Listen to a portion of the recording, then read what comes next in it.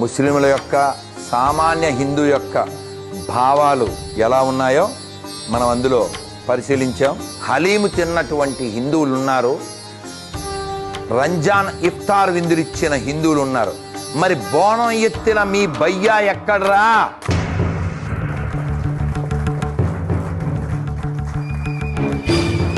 కాబట్టి ఇంత చూస్తున్నా, ఇంత జరుగుతున్నా రేపు మన పరిస్థితి ఏమిటి అనే కనీస స్పృహ లేకపోతే నువ్వు కట్టిన బిల్డింగులు, నువ్వు దాచిన బంగారం, నీ బిడ్డలు, నీ ఆలి, నీ కొంప మొత్తం ఖాళీ. నిన్నెవ్వడు రక్షించడు, గుర్తుపెట్టుకో. దైవం కూడా దేవో దుర్బల ఘాతక అని చెప్తుంది. బలమున్నవాడే భగవంతుడికి ఇష్టమైన వాడవుతాడు. అందుకనే ఉపనిషత్ కూడా చెప్తుంది బలం కలిగి ఉండాలి.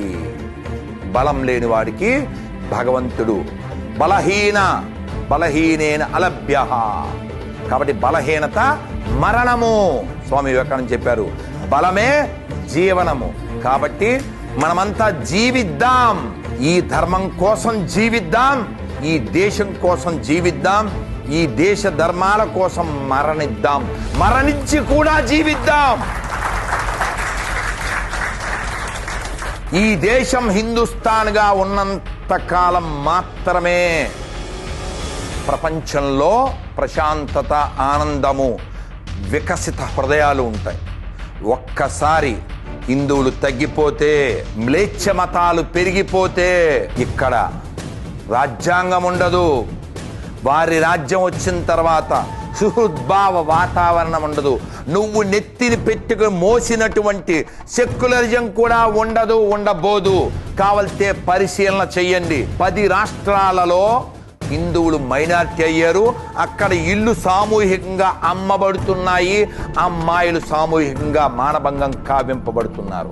అది రేపు నీ ఇంటి దాకా వస్తుంది. చూశారు కదా వాళ్ళ బుద్ధులు. వాళ్ళ మతం మాత్రమే ప్రపంచమంతా ఉండాలని వాళ్ళు ప్రకటిస్తున్నారు, పనిచేస్తున్నారు. మనం మాత్రమే అన్నీ ఉండాలి, అందరూ నీ సోదరులనే భావం నీ ఒక్కడికే ఉంది కాబట్టి నువ్వు భయ్యా అంటున్నావు. నిజంగా నువ్వు చెప్పేది నిజమైతే, నువ్వు అనుకున్నది నిజమైతే వాళ్ళ మసీదుల్లో ఖాళీగా ఉన్నప్పుడు హనుమాన్ చాలీసా వేస్తారేమో నీ భయ్యాలను అడుగు ఒకసారి. ఆ చర్చిల్లో భజన చేసుకుంటాం పిలుస్తారేమో అడుగు ఒకసారి. కాబట్టి గత ఫలితాలు చూసి బుద్ధి తెచ్చుకోపోతే అవే పునరావృతమవుతాయి, గుర్తుపెట్టుకోండి.